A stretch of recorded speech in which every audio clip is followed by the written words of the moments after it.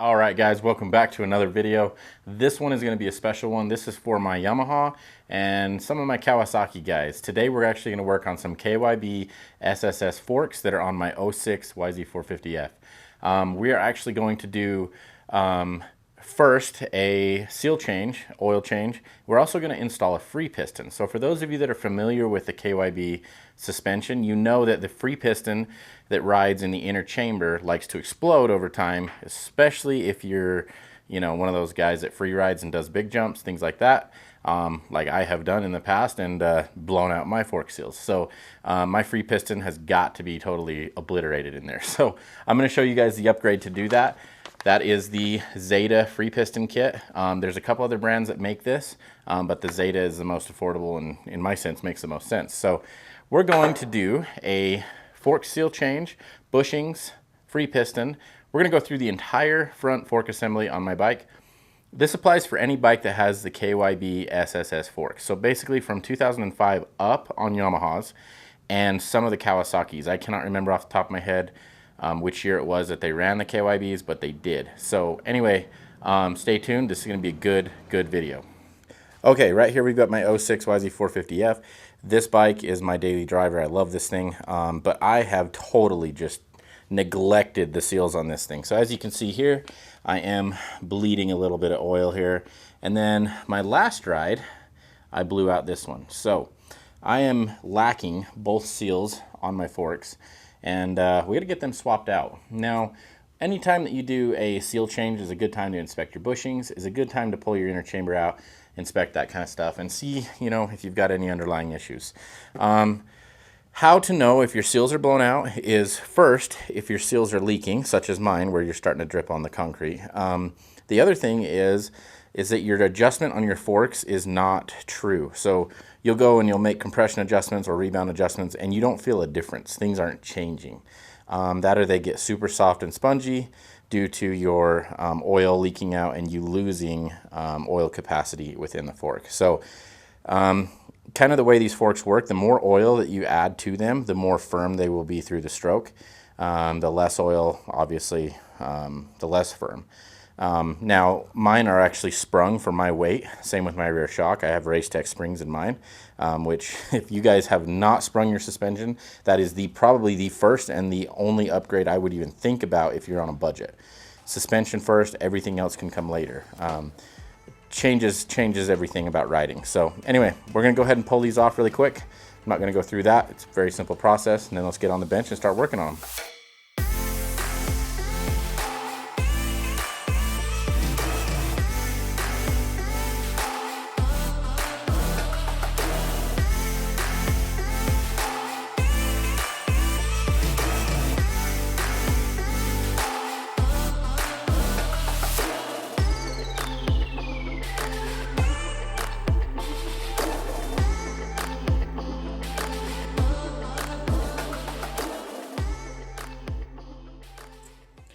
Okay, so what I'm running is 5-weight oil, and this is the Maxima 85 150 anti-stiction oil. This is good stuff. This is what I use all the time if it's on my own stuff. If it's on somebody else's, usually they come in for a fork change more often, and I just use the cheaper stuff. And it's really good. Don't get me wrong, that stuff's really good. But I like to use this stuff right here. So there's our fork oil. This is overkill. We don't need that much, but that's just what I grabbed down. We've got Racetech seal grease. This is different than like the Maxima waterproof grease. You don't want to use the waterproof grease on your seals. You want to use this. This grease breaks down and turns into fluid basically. We've got our front fork seal kit here, and this is what's included in the seal kit.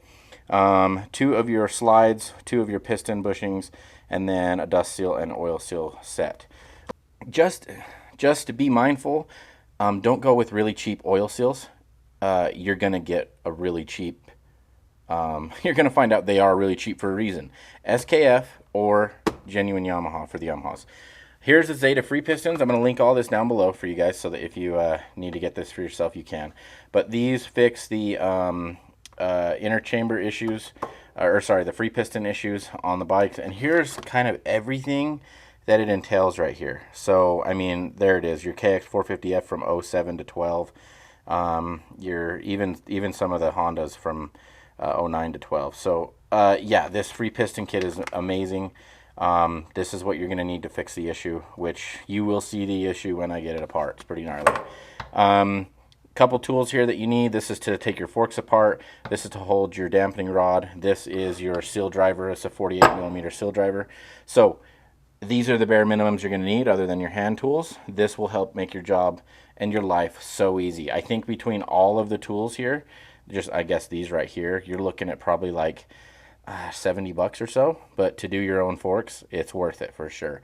Otherwise, you're going to, somebody's going to charge you about 200 bucks or so. All right, now that we've gone through our tools here, I am going to go ahead and do one by myself off video, and through the power of editing, you're going to see that it's done right about now. And boom, there we are. One fork is rebuilt. As you can see, everything's cleaned up, polished up nice. Looks amazing, feels good. Was low on oil just a little bit, which was expected. It was leaking for just a little while. So anyway, here's the next one right here. And yeah, let me set up the tripod, and here's everything that we used to do the last one. Another thing that I forgot to mention before we get started here is you need a seal bullet. This helps get your seal over. If you don't have a seal bullet, then you can use like a Ziploc bag or whatever. Oh, and one more thing. Soft jaws. Get you a set of soft jaws. I'll put a link below as to where you can get them. These are going to protect your coating on your forks from getting damaged. So definitely going to need a set of these. Okay, up here we've got our compression clicker, and I already counted mine. So from where my setting was to all the way in, buried, was 16 clicks. My rebound was 7, so I wrote these down. That way I can go back to my settings when I'm done doing the rebuild. So don't forget to do that right off the bat. First things first, we're going to pop our cap off and clamp it in your soft jaws and just give it a hit, and usually it'll come off just like so. And we can go ahead and back this all the way off until we're all the way out. If you can't get this loose while it's in the vise, like it wants to spin, go ahead and put it back in your triple clamps and clamp only your bottom clamp, and then that will allow you to go ahead and do this. Now, since I'm right here, I'm going to go ahead and remove my fork bleeder since I have them. If you guys don't have these, they are amazing. Some people are 100% against them because they say they leak. I've never had a problem with them. I love them. So go ahead and remove my fork bleeder real quick, since I won't need that guy in there.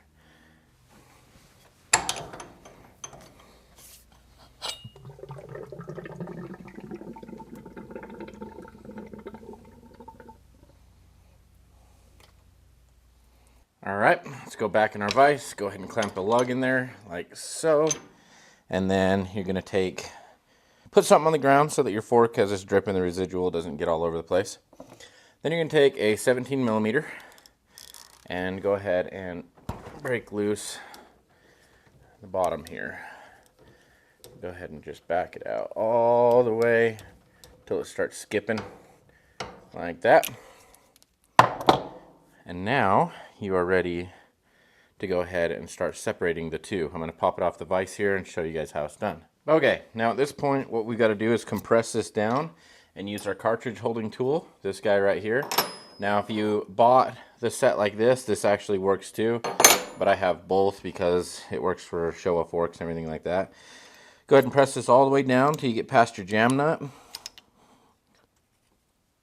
Right there. And that is where you want to be. So you're going to have your jam nut, and then you're going to have your cartridge holding tool right there. And that will allow us to break this loose. Now using a 17mm and a 15mm, we're going to go ahead and separate these two like that. Make sure you backed out your rebound adjuster. Okay, that's off like that. Oh, look how nasty that is. My other one was like that too. It was disgusting.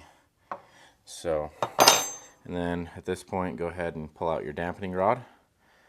And let's give it a wipe down before we set it aside so we don't make a mess. Okay, we'll blow this out with some cleaner before we go back together, obviously. Clean this up. And once this is apart, this will allow our inner chamber to separate from our outer chamber, or our fork tube. Go ahead and compress this down. Okay, now at this point We can go ahead and pull out our inner chamber. That's going to be our entire inner chamber right there. Set it down for now. Then we're going to go ahead and tip out our spring. And in my case, you're going to see some washers come out with the spring because I have aftermarket suspension on here. Now, I have Racetech springs in mine. So when Racetech sent me the springs, they sent me these spacers. Due to the spring length being slightly different than OEM. It's like an 1/8 inch shorter or something. So they gave me these 2 spacers. Those go in mine. So you probably will not have those on yours unless you are in the same circumstance I am. So first thing you're going to need is a small flat blade screwdriver to remove your dust seal. So go ahead and pop it in here. Pull out your dust seal, just like so. Get it removed, and then right inside the dust seal is a spring, a retainer. Whoops, that doesn't slide down. A retaining spring, and it just pops out like that. And then go ahead and remove it. Just pop it off your fork plug. And then at this point, you can go ahead and you can use the fork as a driver to pull your fork seal out. So a couple hits, and it'll pop out just like that. So if this is your first time doing this, then you're going to want to make sure that you make note of the order at which everything comes apart. So we're going to go ahead and take off our inner guide bushing, which is this guy right here. We're just going to use a flathead screwdriver, pry it apart, slide it up, slide it off. Notice it's got a coating on it, and it is not wore through the coating. It's kind of like a wear indicator. The inside, don't worry about that. That's not a problem. That's just where it's wrote on the fork tube. And then go ahead and pull off your outer guide bushing. And again, looks really, really good there. Okay, then you've got your fork seal washer or spacer. Yours may not be this way with these notches in it. It may be just a flat washer. Some of them are like that, depending on the year. And then, of course, we've got our fork seal, which is totally trashed. There's our fork seal right there. And then last but not least, we've got our dust seal.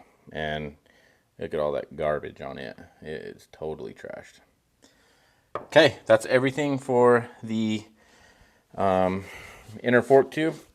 Also, now is a great time to inspect the fork tube and make sure you don't have any deep scratches or gouges or anything like that, because obviously that's going to affect your sealing surface and how well it seals with your new seals. So if you do have some deep scratches or gouges, I would recommend using emery cloth, a high grit emery cloth like a 320 or even like a 500 or 600 grit, and polish it like this. Do not go up and down with it. You want a cut this way. So anyway, mine look really good. I don't have any like scratches, dings, or dents or anything like that. So mine are in great shape. So I don't have to worry about doing that. Also right now we're going to clean out the inside of our bottom lug right there, where it is just disgusting and nasty. So make sure we do a very, very good job. Okay, now for cleaning this up, I'm just using some contact cleaner. I use this stuff on everything, suspension, motor, electrical, all that stuff, because it's very safe to use. Grab a little bit of Scotch-Brite and just run it up inside here to break all that dirt loose that's been collecting over the however many hours you've put on these forks. It'll just help free everything up. Doesn't have to be perfect, but it's got to be clean. And then on the inside, what I like to do is spray the inside really, really well. Do a good job. Let it drain out the bottom there. And then I take one of these long grabber tools, and I will take one of these grabber tools. I'll wad up a piece of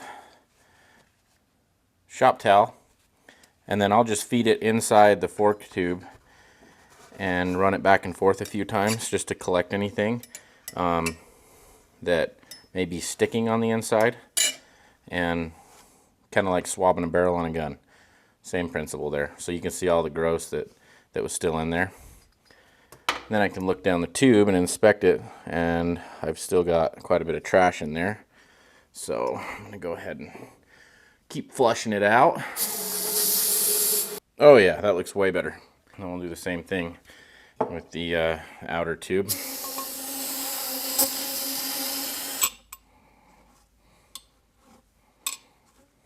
Oh yeah, nice and clean.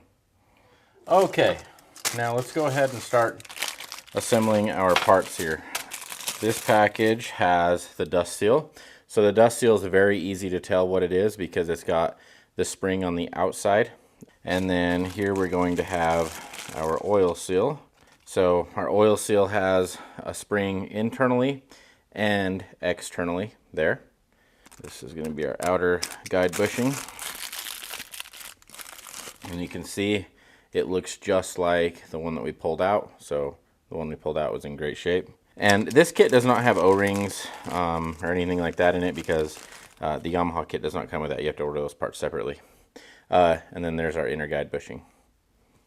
Okay, so those are the 4 major components that you'll probably need to replace in yours. If you don't need to replace them, don't replace them. If they're in good shape, keep them. I've got 150 hours-ish on those bushings, but I don't ride motocross every day, so take it for what it's worth. Okay, so first thing we're going to do here is take our seal bullet. I like to use this Race Tech Super Slick Grease, and I like to put just a little bit over the top of the seal bullet, and then I also put just a little bit on the inside of the seal bullet just to lube it up and make it go on and off a lot easier. So we're going to pop that on there, and you want to make sure that when you put it on, you go over the second lip. A lot of people will forget to do that, and you'll tear your seal. Now, if you don't have a seal bullet, you can use a Ziploc bag and get right there. And I don't like to go all the way on. I just like to cover that hole because it makes life so much easier. Now we're going to take our new dust seal. Our dust seal is the first one to go on, obviously. Last one to come off, first one to go on. And grease this up. If you don't have the grease, you can use fork oil. It works just fine too. I've found that the grease is very, very nice to have, and just kind of helps everything work together really nice in the beginning. Go ahead and put your dust seal on. Your dust seal goes on spring toward the lug, spring facing that way. Slide that over. Go ahead and run that as far down as you want. Okay, next thing is going to be our oil seal. Again, go ahead and put a little bit of lube on the inside of it there. All right, and then this goes in spring side again, facing the fork lug. So go ahead and put it on, slide it down and over, just like that. Park it down there at the bottom. And then at this point, this can come back off. Your seal bullet can come back off. Okay, next thing to go on is going to be our seal washer. Go ahead and slide it on. Whoops, wrong way. These little notches that you're going to have, they go up, not down. So in this orientation, go ahead and slide it on, and then you're going to need your new bushings. First one to go on will be your outer guide bushing, and then the next one to go on will be your inner guide bushing. Just space it, let it fall on like that, and then I like to take a little bit of my fork oil and just start lubricating these bushings, give them a head start at life here, and go ahead and do the same thing on the fork tube right here, and then you can run the outer guide bushing on it and just kind of lube everything up, just kind of slick it all up. Okay, there we go. Okay, we're going to take our outer tube, slide it over our inner tube, and then I'm going to clamp the lug into the vise right here, just like so. And then, this is where the fun part happens. We get to take our seal driver and go ahead and pop this baby up in there, wherever it went, right there. Okay, seal driver goes on like so, and then we're just gonna tap it in. And you can hear it seat. So once it gets all the way in, it's gonna make that higher pitched noise, and then you know that it's seated.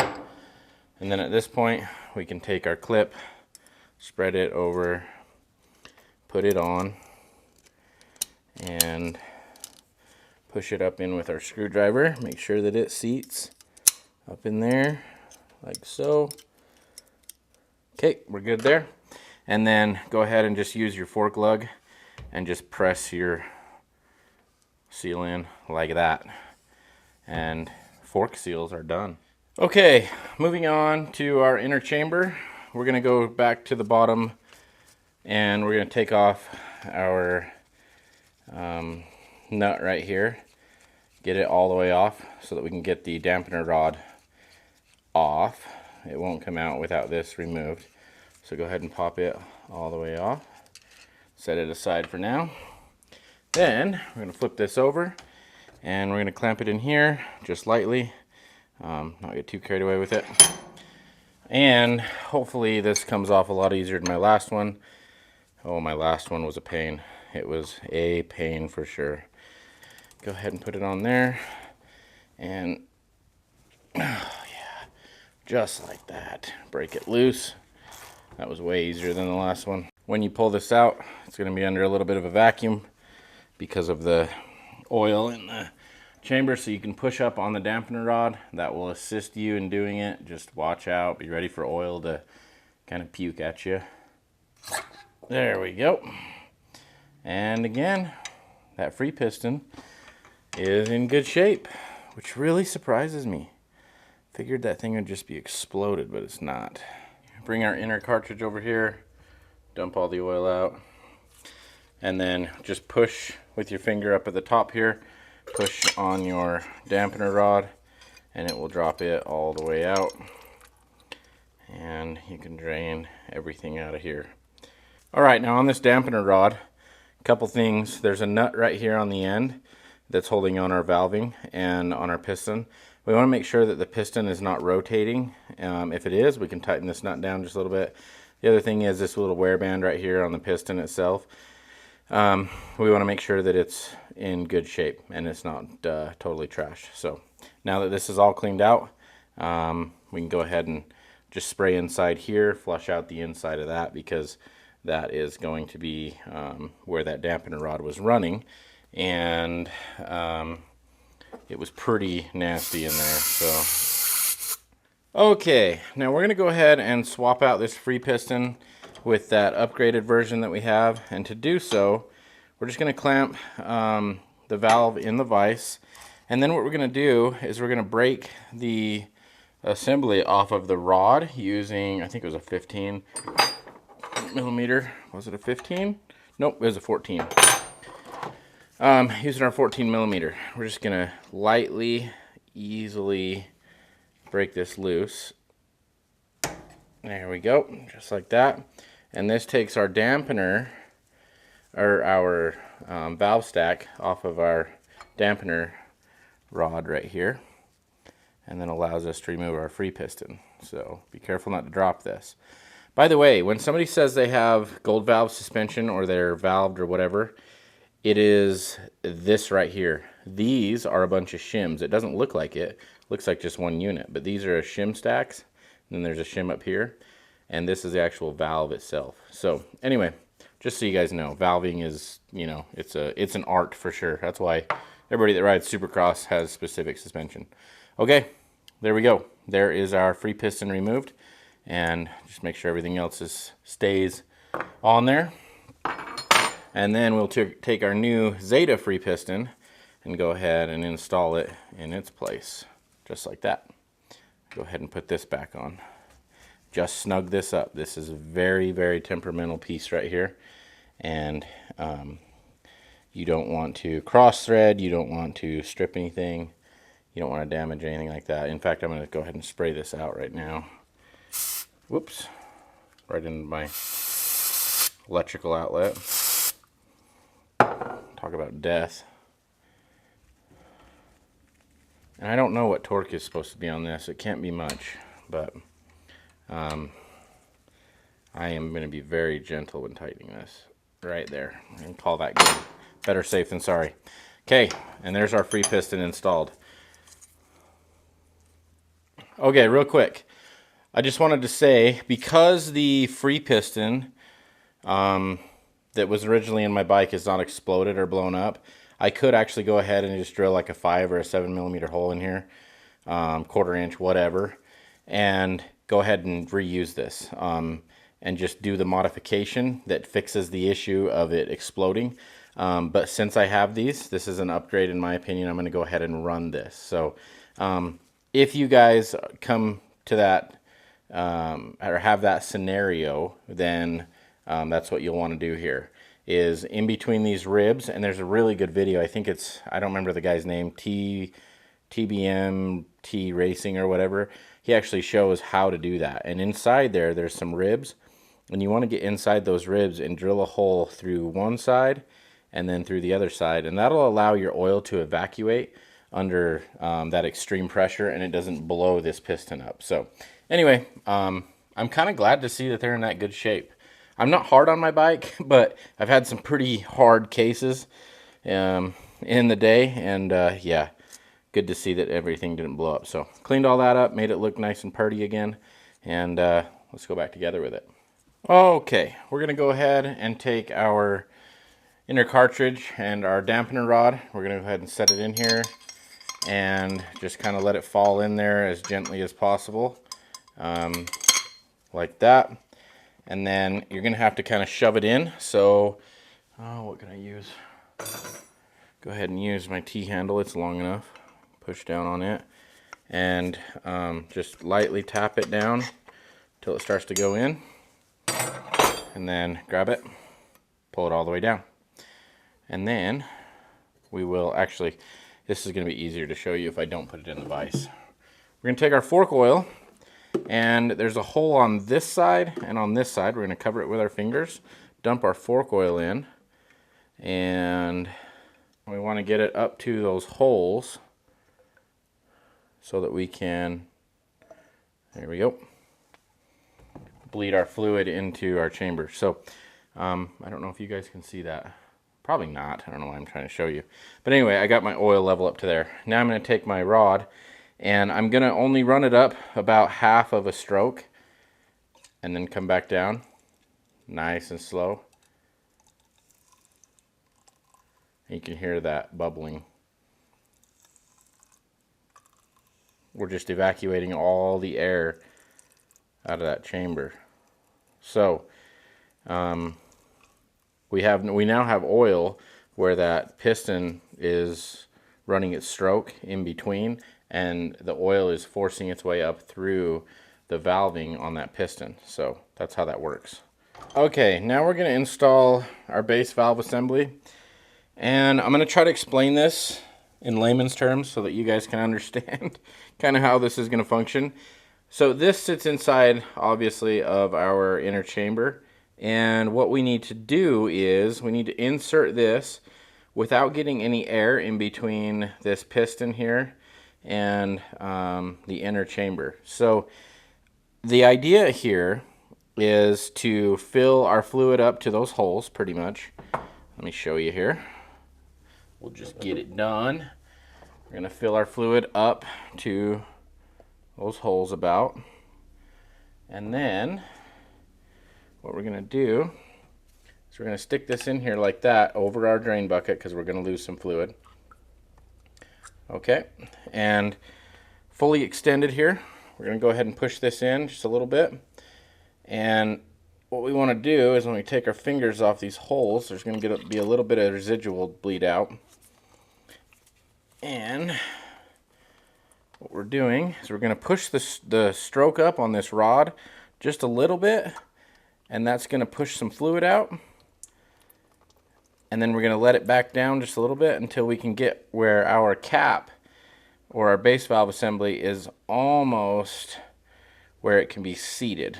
We're just going to kind of assist it down, if that makes sense. So see, we've still got a little bit of travel to go there. So I'm going to go ahead and compress this just slightly.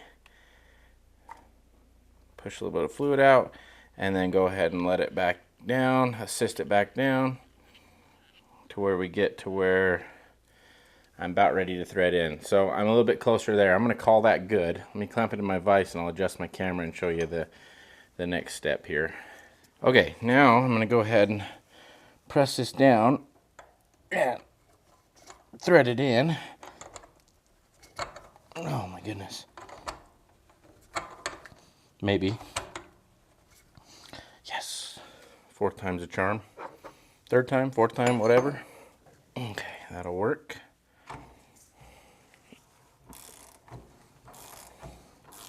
I think torque on this is 21 foot-pounds or 22 or something like that, so just snug it up.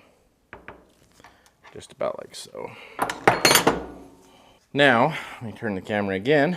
We'll get back to our drain and show you guys how to bleed the remaining air out of this. So we'll pop this out. And now, what we're gonna do is just go ahead and compress this, and it's going to push the remaining fluid out and any air that is in it. And there we go. All the way up. And then it should return all by itself just like that. So before you go and do that, actually, I missed a step here. Go ahead and thread your little lug back on here. And it goes on that way with the square end facing up. Then we won't push the rod all the way in, get too much travel out of it. So anyway, just go ahead and compress it. There we go, and then it should rebound all by itself to full length without any issues. So compress it, and then it should go all by itself, clear out.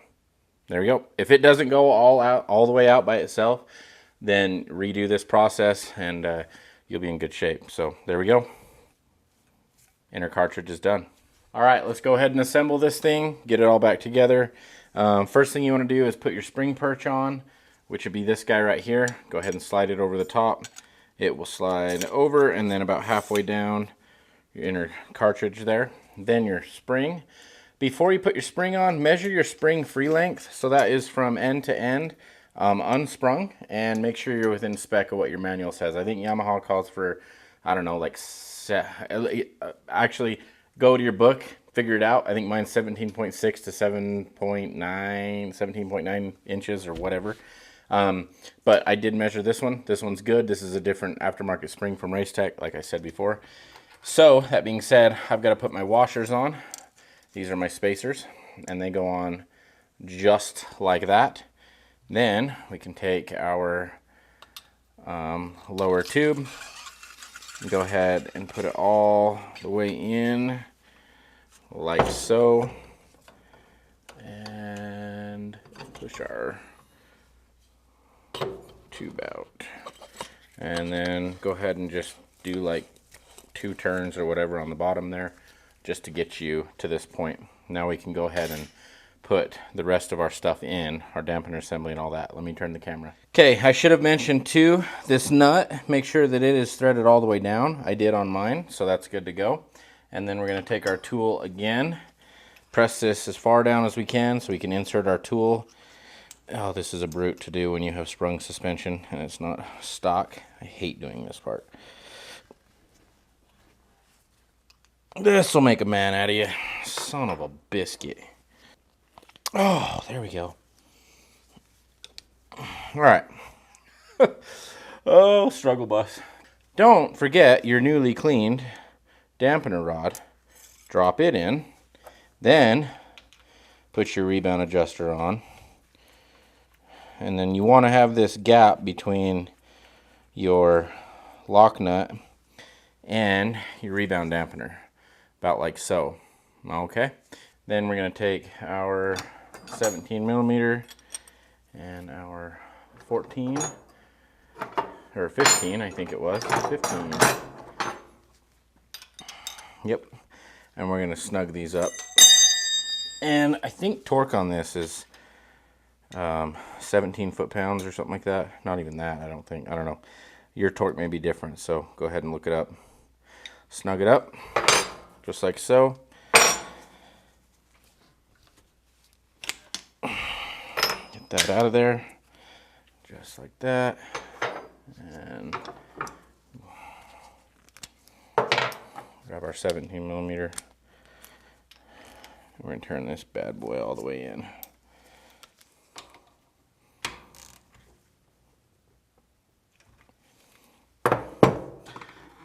Now at this point I can go ahead and reset my rebound, which was 7 turns out from bottom. So turn it in until it stops. Right there. 1, 2, 3, 4, 5, 6, 7. There's our rebound set.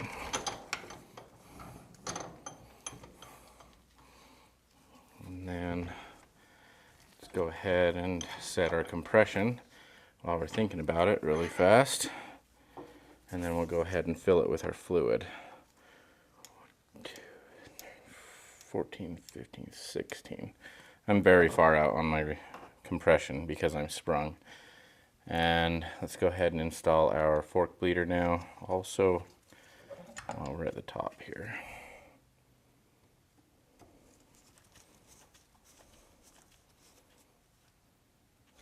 Alrighty, boys and girls.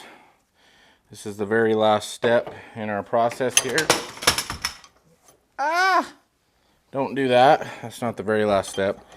Very last step is to fill it up with fluid. I'm running 360 milliliters. That's where I like it to be. So that's what I'm putting back in it. So let's go ahead and bring this up and fill it up with our 360 milliliters. And if you did a good job, hopefully your fork seals last, and you know, you can get a whole bunch of hours out of them like I have been able to. Again, don't use really cheap fork seals. You kind of get what you pay for. Either go OEM or go SKF or something like that. Yeah, with fork seals, definitely get what you pay for. Alright, let's go ahead and wrap this thing up. This doesn't have to be tight at all. You just have to bump it down, and that will be good enough for everything. Okay. One last wipe down and we're good to go.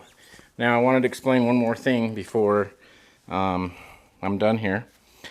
And that is that sometimes your fork level will need to be adjusted using a tool like this, because it calls for a gap or an airspace between your fluid level and the top of your fork lug, or your outer fork tube. So anyway, I will also link down below in the description where you can get this.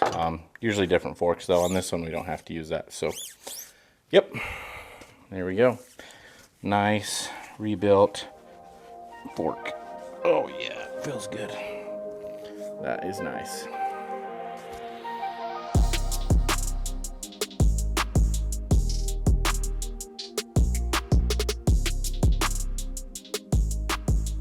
Alright guys, there's our fork rebuild wrapped up. If you have any questions, hit me down below in the comments. I'd love to help you out and answer them. I've rebuilt KYBs quite a few times. In my opinion, they're the easiest fork to rebuild, as you could tell. I will link down below everything in the comment section where you guys can get all the parts, all of the tools, everything that you're going to need to go ahead and do this job yourself. So, like I said, you can tackle it. If you have questions, hit me up in the comments. Thanks for watching. Please subscribe. Give me a like, and we'll catch you in the next one. Thanks.